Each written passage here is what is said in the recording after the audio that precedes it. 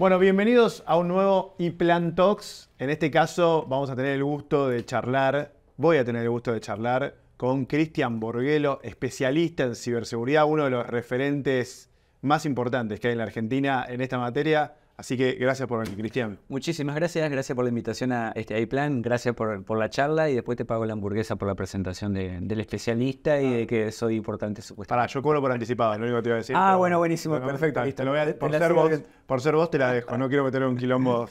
Muchas gracias. Escúchame, vamos a arrancar por el gran tema que es este cambio de época, ¿no? O sea, claramente esto ya se instaló en todos lados. Se habla, digamos, puede llegar hasta en una cafetería a hablarse de quilombo de ciberseguridad, ya sea por un problema personal de una persona, etcétera. Pero sobre todo esto afecta mucho a las empresas, ¿no? Contame un poco qué ves vos como cambio de época. Vos venís laburando hace muchos años en esto. ¿Qué ves? Y yo tengo 25 años, no me voy a delatar con la edad, pero hace 25 años que trabajando en esto y durante mucho tiempo siempre me decían que te ibas a morir de hambre trabajando en seguridad. ¿En serio? Sin duda. Durante 10 años por lo menos me lo dijeron. Y creo que justamente lo que decís vos del cambio de época se empieza a notar ahora. Que empecé a notar que ya no me lo dicen más y efectivamente ahora me dicen quiero trabajar en ciberseguridad. Creo que eso efectivamente es un cambio que marca, primero, que la gente empezó a cobrar un poco de conciencia, ya sea de que le pueden robar su cuenta o que las empresas pueden ser afectadas y demás, y que, por otro lado, haya muchísimo interés de profesionales que antes venían del mundo del desarrollo, de la tecnología, de infraestructura, de sistemas tradicionales, a empezar a mudarse a temas de ciberseguridad. Claro. Creo que eso en los últimos 5 años se nota más todavía, y la pandemia, sin duda, también aceleró ese proceso, porque empezaron a aparecer más ataques. Obviamente el tema de la mayor conectividad durante la pandemia también ayudó a que haya más delincuentes haciendo este tipo de ataques y la gente empezó a ser afectadas, las empresas cada vez son más afectadas y se necesita trabajo en esto. ¿Somos más vulnerables que en otro momento? Paradójicamente sí, porque así como hay más gente trabajando en esto, las infraestructuras, los sistemas y demás se han ido mejorando en los últimos tiempos para que haya menos cantidad de vulnerabilidades, la realidad es que del otro lado la cantidad de delincuentes aumentó exponencialmente. Claro. Y eso también se ve mucho en lo que son a veces los ataques de los estados, que se lo llama financiado por los estados, en donde básicamente todos los países líderes en el mundo tienen algún tipo de célula o alguna agencia en particular que se dedica también a espiar al país de al lado o al país vecino o al país amigo también. Claro. Entonces tenemos distintos tipos de ataques. Los cibercriminales puros, un montón de gente que por ahí también tiene acceso a la tecnología y que está cometiendo delitos tradicionales, y después ya directamente en el último nivel de la escala, los delitos que se cometen desde los estados. Y las empresas, no me quiero enfocar en eso, ahora hablar un poquito de gobiernos. ¿Se están ocupando como deben de todo esto o hasta que no les pasa, viste, no se despierta, hasta que no escuchan que a un vecino, a una empresa similar le pasó, no se ocupan? O sea, ¿qué diagnóstico haces de eso? Es difícil porque, por un lado, sin duda, hay mayor inversión que hace 10 años, eso sin duda. Hay mayor cantidad de tecnología, hay mayor cantidad de profesionales, hay cantidad de especializaciones en seguridad, que cuando nosotros empezábamos estudiabas seguridad y capaz que sabías todo, en un año aprendías todo. Hoy tenés 50 especialidades distintas en donde no vas a poder ser quizás profesional en ninguna hasta 5 años de trabajo. Entonces, si bien todo esto creció, las empresas también sin duda están invirtiendo más, los ataques son cada vez más evolucionados por lo que decíamos antes, de la cantidad de delincuentes que aparecen. Y cuando se empiezan a preocupar, yo creo que todavía sigue eso un poco de hasta que no me pase, no voy a hacer nada. Porque es como que está el mito por ahí, y aclaro que esto es un mito realmente, de decir, si yo hace 20 años que estoy así y a mí nunca me pasó nada, ¿por qué ahora vos venís y me contás que mañana me van a atacar y que me van a sacar plata? Claro. O que voy a perder clientes o que mi infraestructura se va a caer? Y ahí también aparece el tema, bueno, si atacaron al de al lado, ¿y no será que el próximo soy yo? Entonces cuando las bombas empiezan a caer cerca, empezamos a notarlo. Y después está el clásico, obviamente, que el que se quemó con leche y ve la vaca y llora. Entonces sí, listo, perfecto. Me atacaron hoy, no quiero que me pase de nuevo. Claro. Entonces tenés todas las circunstancias, pero la realidad es que sin duda hay más profesionales y más inversión en seguridad. ¿No alcanza? Lamentablemente no, todavía no alcanza. ¿Y los gobiernos? ¿Los estados? La verdad que hoy los estados están peor que las organizaciones privadas. Yo creo, y esto hablando en general en Latinoamérica, a mí me toca mucho trabajar en distintos países de Latinoamérica, Mirá. todavía no hay una conciencia desde el Estado, y esto no tiene que ver con un gobierno en particular, es el Estado como tal, de invertir en ciberseguridad. Y consecuencia de eso es lo que vemos prácticamente noticias todos los días. Ahora tenemos una de Colombia que podemos hablar después. Argentina ha tenido varios casos en el último tiempo de organismos estatales afectados, robo de información, sistemas que no funcionan, un montón de gente afectada que de alguna forma se terminan afectando las infraestructuras críticas, que es esto de que si yo no puedo acceder a un sistema que necesito para vivir, básicamente tengo un problema realmente importante. Creo que falta mucha conciencia en los estados y obviamente muchísima inversión, porque si no capacitas, nadie invierte porque supuestamente no pasa nada. Pero la realidad es que hoy nos está comiendo, pasa todo el tiempo. Y cuando hablamos de esos ataques potenciales, digamos, ¿qué riesgos, cuáles son los más habituales que pueden suceder en empresas, en estados, en organizaciones, vamos a decir? En empresas hoy yo creo que la mayoría, si yo digo la palabra ransomware, ya empieza a temblar y empieza a tocar madera, decir no quiero que me pase, no quiero que me pase. Yo estoy a punto de no explicarlo más en las notas. O sea, creo que todos saben lo que es. A eso iba. Yo hace 5 años, por ejemplo, hablábamos de ransomware y cuando yo empezaba a hablar decía, bueno, es un programa que te puede secuestrar archivos. Y la gente me miraba así y dice, vos te fumaste algo, ¿no? Claro. ¿Cómo que me vas a secuestrar archivos? ¿De qué me estás hablando? Hoy yo digo ransom o al revés, ya directamente empiezo la charla y me preguntan, ¿podés explicar qué hacemos para que no nos ataque el ransom? Entonces cambió, eso también es parte de la evolución y es lo que hablábamos antes de veo la vaca y lloro. Claro. Entonces, hoy sin duda los ransom han cobrado un papel fundamental en todas las organizaciones por todos los tipos de ataques que existen. Primero te encriptan la información y deja de estar disponible, o te la roban, o se la venden a la competencia, o la publican en internet, o simplemente por molestar te la encriptaron completamente y vos no podés seguir trabajando, ya sea un organismo estatal o una empresa privada.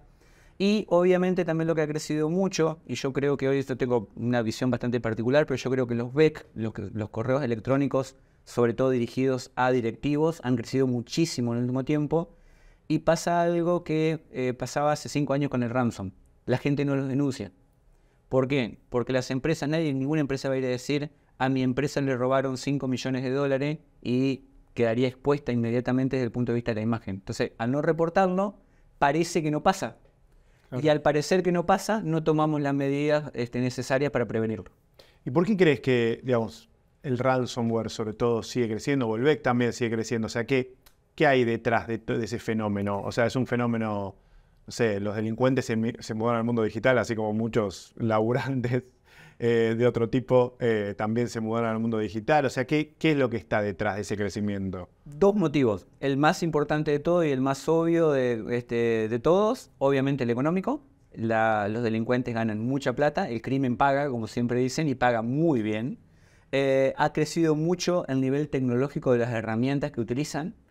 Por otro lado, también en el caso del ransom particularmente, se da un fenómeno hoy que, por ejemplo, hace 10 años, hacer un caso, secuestrar archivos y cobrarte el rescate, capaz que te lo tenían que cobrar con dinero tradicional, lo cual obviamente se podía tracear y yo podía llegar de última instancia al delincuente. A saber. Hoy, con las criptos, eso se facilita mucho con las criptomonedas. Entonces estamos en una situación en donde las herramientas avanzaron, los delincuentes son muchos y ganan mucho, y encima tienen la facilidad de un pseudo anonimato de las criptomonedas, es el combo perfecto. Entonces, eso ayuda. Y lo otro es lo que hablábamos al principio. Los estados empezaron a encontrar en estas herramientas un arma que básicamente utilizan contra sus enemigos o contra sus amigos para tratar de mantenerlos un poquito más controlados. Y en ese sentido, vos recién decías herramientas que tienen los delincuentes. ¿Cómo juega ahí la inteligencia artificial? Bien, ahí yo estoy bastante... Tengo bastante cosa con el tema de inteligencia artificial. Obviamente, por supuesto, son herramientas que existen y que están a disposición y que hoy los delincuentes están usando, pero también hay mucho humo con respecto al tema de la inteligencia artificial. Hay que tener muchísimo cuidado cuando hablamos de esto, porque hoy ese tipo de cosas, por ejemplo, están disponibles para decir, a ver, identificación biométrica. Existen herramientas en internet que uno va a un repositorio gratuito en internet, te descargas una herramienta, la compilás en tu máquina y capaz que tenés un programa que es capaz de modelarte tu cara y con esa cara te crean una cuenta falsa en el banco. Entonces, esas herramientas existen. Y lamentablemente, por supuesto, también los delincuentes lo hacen porque están siempre en la cresta de la ola intentando investigar esto Claro, y la van a utilizar. Optimizando su proceso, Sin duda, básicamente. sin duda. O sea, entonces algo que a veces también los que defendemos, digamos, los que estamos de este lado, no terminamos de entender. Pensamos que si instalamos una herramienta el año pasado para protegernos, esa misma herramienta nos va a proteger este año. Pero en realidad el delincuente en este año cambió 20 formas de su modalidad de trabajo. Entonces lo que nos servía el año pasado o lo que nos servía durante la pandemia, este año ya no nos sirve. Entonces por eso siempre decimos que la seguridad es un proceso en realidad. ¿Terminamos de implementar algo? Bueno, ahora tenemos que ver qué va a hacer los próximos 6 meses un delincuente. Claro. Lo estudiamos y en base a eso tenemos que instalar otra cosa y seguir mejorando. Obviamente cuando a veces no hay inversión o no hay capacitación o no hay una decisión, por ejemplo, cuando hablamos antes, esto se vuelve muy difícil realmente. En ese sentido, lo que no cambia, igual con el paso del tiempo, es que siempre hay una frase que se repite, que es el usuario es el eslabón más débil, ¿no? El empleado, no importa quién, digamos, pero siempre la persona es la más vulnerable. Y acá no hablamos del antivirus para las personas o de un sistema, de un firewall para personas, sino cómo hacemos para disminuir al máximo las vulnerabilidades de las personas, ¿no? Yo obviamente no puedo haber ninguna una charla de seguridad que no tenga esta frase de el eslabón es más débil, Claro. siempre es el ser humano, es cierto. Y eso aparte yo lo potencio siempre con una frase muy conocida que dijo Mirta Legrand: en algún momento el público se renueva. ¿Qué pasa? Que yo hoy los capacito a 10 personas Sí. y mañana va a haber 20 nuevas que están conectadas a internet. Entonces intento capacitar a esas 20 para decirle, mirá, que te van a robar el WhatsApp, te pueden robar el correo electrónico, te pueden robar la cuenta del banco, etcétera. Pero al otro día aparecen 50 personas nuevas que se conectan. Y eso es un poco lo que pasó en la pandemia, cuando teníamos un volumen infernal de gente conectándose a sistemas que nunca se habían conectado. Claro. Sistemas remotos, bancos, llamémosle como quieran. Entonces toda esa gente era ideal y ser el eslabón roto justamente. ¿Por qué? Porque capaz que los que usábamos internet de antes, algo por lo menos capaz que sabíamos. Pero todos esos nuevos que se conectaron ya eran eslabones posiblemente que se le iban a dar básicamente. Y es lo que terminó pasando. Claro. Entonces, ¿qué pasa? Al seguir renovando tecnologías, al seguir renovando gente que se sigue conectando y que obviamente cada vez hay más conectividad, el público se renueva y las víctimas se renuevan. Me gustaba decir durante la pandemia eso, pues hablaba mucho de la transformación digital y todo eso, ¿no? A mí me gustaba decirle más el exilio analógico, ¿no? Como una cosa media forzosa. Muy buena. O sea, de gente que no quería elegir ese lugar, claramente no lo quería. Ahora, la pregunta ahí es, muchos hablan en las empresas del Zero Trust o algo por el estilo, ¿no? Como esto, la confianza cero, no confías en nadie. No confíes en nadie, o sea, no le dejes nada a los usuarios. Eso ayuda porque muchas veces es como la ciberseguridad en detrimento de la operatividad, ¿no? Como si yo le pongo muchas restricciones a los empleados, no van a poder laburar y no va a poder crecer el negocio o no va a poder hacer una herramienta que adopten los usuarios de un servicio que nosotros queremos vender. ¿Ayuda? ¿No ayuda? ¿Hay que tener un equilibrio? ¿Qué haces? Sí, los que hacen mucho que trabajamos en seguridad, que somos más viejos, ya creo que lo entendimos hace mucho que siempre tenés que mantener una balanza perfectamente equilibrada entre seguridad y usabilidad o experiencia de usuario. Claro. Si la experiencia de usuario es muy alta, extremadamente alta y extremadamente usable, probablemente te olvidaste de algunas cosas de seguridad. Y si existe un sistema extremadamente seguro, probablemente te olvidaste de la experiencia del usuario y el usuario lo único que va a hacer es renegar y se le va a complicar la vida y no te va a usar el sistema. Claro. Entonces por eso que los que venimos muy del palo técnico a veces o que somos muy técnicos duros, pensamos que hay que subir mucho el nivel de seguridad. No, tenemos que saber balancearlo. Porque si no, terminamos siendo visto como un stopper, como que queremos parar el negocio, la empresa no factura, el área de marketing se enoja porque los clientes se van, la usabilidad es pésima. Entonces, ese tipo de cosas las tenemos que tener balanceada.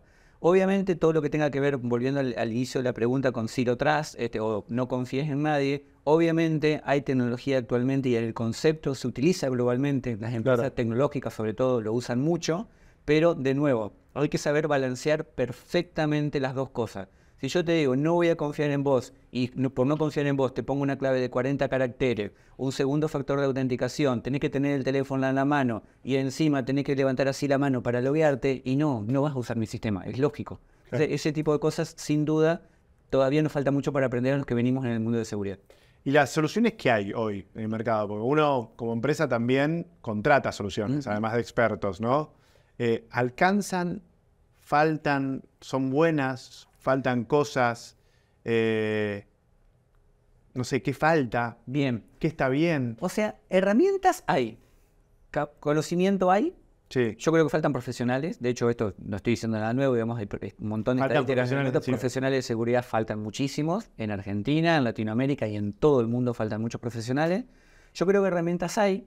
Lamentablemente muchas veces por nuestra idiosincrasia muy latina, de intentar hacer todo por nosotros mismos o tratamos de reinventar la rueda, terminamos inventando cosas que no son del todo útiles o que ya fueron inventadas hace 20 años y que funcionan y nosotros las queremos hacer de vuelta.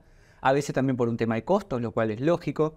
Entonces, ese tipo de cosas a veces son trabas que no nos permite ver lo que realmente tendríamos que implementar.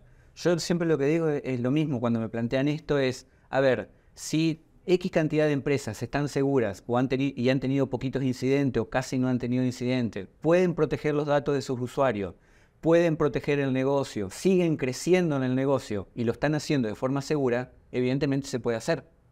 El tema es que, por otro lado, tenemos el costo. Es decir, Eso te iba a preguntar, ¿no es muy caro? ¿Cuánto tengo que invertir? Entonces, ahí volvemos a una vieja frase también de los que trabajamos en seguridad, es que vos tenés que evaluar el riesgo. Decir, a ver, si yo invirtiendo 10 y vamos a suponer que pierdo 2, ¿te da el número? Y sí. Ahora, si estoy invirtiendo 10 y me doy cuenta que el mes que viene voy a perder 12, algo estamos haciendo mal. Claro. Eso fue un ejemplo para traerlo a la realidad, lo que pasaba el pre y post pandemia de vuelta. Pre-pandemia, por ejemplo, invertir en segundo factor de autenticación a los bancos, por ejemplo, no les convenía. ¿Por qué? Porque generaba rechazo del usuario, porque es un sistema, entre comillas, difícil de utilizar, la gente no le gusta, tenía una implementación costosa originalmente en los bancos, entonces no lo hacían. Costo-beneficio. ¿Cuánto había de fraude? Y capaz que tenían 1 millón de fraude, por decir un número aleatorio. ¿El número les daba? Sí. Entonces no implementaban el método de seguridad de segundo factor. Post pandemia o durante la pandemia empezó a incrementarse el fraude. ¿Cuánto estamos perdiendo ahora? 10 millones. Ah, no, espera. Yo tenía un número hecho para que me dé hasta 3.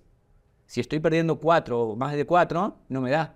¿Qué tengo que hacer para dejar de perder 10? Y claro, tenés que implementar segundo factor. ¿Y cuánto tenés que invertir para implementar segundo factor? 1 millón. Uno que pierdo más el 1 millón que invierto son 2. claro. Listo, perfecto, ya está, me da el número. Ahora, hay también otra parte que es, que sea otro, así como esas frases que se escuchan, así como el lado más débil es el usuario, esta idea de pegarte la van a pegar. Siempre. El tema es cómo mitigás. ¿Es así? Es así. O sea, aún hiciste toda la inversión, pusiste un montón de guita, contrataste el sistema, te la van a pegar igual. Siempre. O sea, siempre lo que se mira en seguridad es, ¿qué puedo hacer para que no me pase? Y después la pregunta no es, o la afirmación es, no me va a pasar. No, claro, es, ¿qué hago después que me peguen? Claro. ¿Qué hago después que me pase? Y es muy difícil, para los que trabajamos en seguridad es muy difícil, porque yo voy a un director de empresa y le digo, mira, vos tenés que invertir 20 para tratar de evitar un ataque o disminuir el impacto. Esperá, me dice, ¿cómo disminuir el impacto? ¿Significa que me van a pegar igual? Sí. Ah, bueno, ¿me podés asegurar que no me van a pegar? No, eso no existe. Eso es un mito. O sea, vos podés hacer mucho para tratar de que ser más difícil de atacar, obviamente, y después para disminuir el impacto cuando te peguen. O sea, que si te pegan o te roban algo, que sean los archivos menos lo importantes. Lo mínimo indispensable y que no te pare el negocio. Es decir, claro, ¿yo mañana puedo seguir facturando con esto? Sí, listo, perfecto. Quiere decir que lo que hice está bien.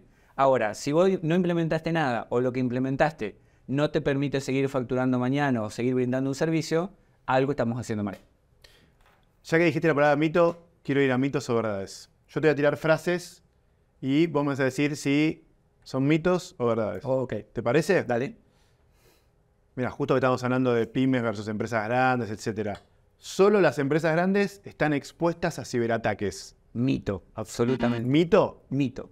Le puede pasar a cualquiera. A cualquiera, desde la persona que solamente tiene un correo electrónico o que usa WhatsApp solamente en su teléfono, hasta una pyme, que obviamente son muy buscadas también porque a veces por el tema de la inversión que hablábamos antes, o a una mega corporación. A todos les puede pasar. O sea, sos pyme, sos empresa chica, sos emprendedor. Empezá a mirar la seguridad como un punto fundamental en tu negocio, porque en algún momento, lo que hablábamos recién, te la van a dar y decir, bueno, perfecto, si me la dan, ¿qué hago? ¿Puedo seguir mañana facturando? ¿Puedo acceder al contacto con mis clientes, con mis proveedores? ¿Puedo tener acceso a mis cuentas, etcétera? Empezar a evaluar eso. La segunda, los ciberataques siempre son causados por amenazas externas. Mito. Epa. Puede ser externo o interno. Si vos mañana te diste vuelta y decís, mira, no me quieren aumentar el sueldo, a Cristian le aumentaron y a mí no. Trabajo en IPLAN y hace 20 años que tengo de antigüedad. No, yo acá voy a hacer algo porque estoy enojado, por orgullo, Claro. por conveniencia, porque alguien te ofreció dinero, etc. Por lo tanto, esto es lo que se llama el insider. La persona que a veces vos le tenés confianza o tenés confianza que está trabajando dentro de tu empresa y por algún motivo, por el que sea, se te dio vuelta. Entonces puede ser una amenaza externa o una amenaza interna. Asegurar la red y los dispositivos no es suficiente para prevenir posibles ataques. Es verdad, no es suficiente. Ok. Obviamente, siempre en seguridad hablamos de seguridad informática por un lado, que depende justamente de los dispositivos, la infraestructura, el sistema, y hablamos de seguridad de la información. La información no solamente está en los dispositivos electrónicos. Claro. Yo tengo información en este papel Sí. y esto capaz que es confidencial para vos. Entonces, si yo te lo robo o le sacaba una fotocopia, me lo llevo, es seguridad de la información. Y por otro lado tenés la parte humana, lo que hablamos anteriormente, el eslabón más débil. Y la última. La ciberseguridad es demasiado cara para las empresas. Uf. ¿Se puede decir las dos? Mito y verdad. Es mito y verdad. Me gusta.